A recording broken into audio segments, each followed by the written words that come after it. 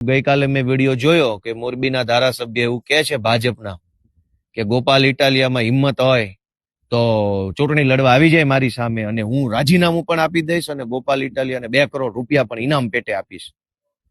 તો મારી મોરબીના ધારાસભ્યએ આપેલી આ ચેલેન્જને આપણે સ્વીકારી લઈએ છીએ સહર્ષ રાજી ખુશીથી કે જો તમે શુરા બોલ્યા ન ફરે, શુરા હોવ, મરદ માણસ હોવ અને એક જ વખત બોલતા હો જબાનના પાક્કા માણસ હોવ તો આજે 10 તારીખ થઈ છે, મોડામાં મોડું 12 તારીખે બપોરે 12 વાગ્યા સુધીમાં રાજીનામું તમારું પડી જવું જોઈએ. ગોપાલ ઇટાલિયા પણ વટથી તમારા ચેલેન્જને સ્વીકારે છે, પણ મારી એક શરત છે કે મોરબીના ધારાસભ્ય પાટીલને પૂછવા જતા નહીં. પાટીલ અંકલ, મારાથી ભૂલથી બોલાઈ ગયું છે, હું રાજીનામું આપું કે ના આપું, અંકલ પ્લીઝ મને માફ કરો, એવી બધી વાતો કરવાની નહીં.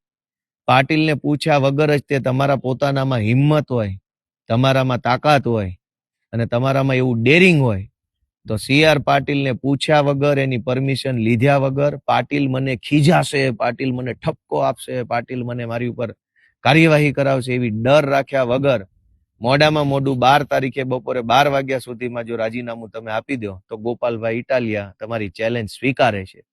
30 વર્ષથી તમે મોરબીના ધારાસભ્ય છો, તમને શરમ આવવી જોઈએ. તમને એવી શરમ આવી જોઈએ, તમારે ચેલેન્જ એમ મારવી જોઈએ કે અહીંયા કોઈ આવીને, મોરબીમાં આવીને અમે જે 30 વર્ષમાં વિકાસ કર્યો છે એમાં ખામી ગોતી બતાવે, એવી ચેલેન્જ મારવા નથી. પણ તમે એવી ચેલેન્જ નથી મારી શક્યા. શું કામ? તમને ખબર છે કે બધું એવા કામની ચેલેન્જ મારશો તો ચાલે એમ જ નથી, કામ તો કંઈ કર્યા નથી.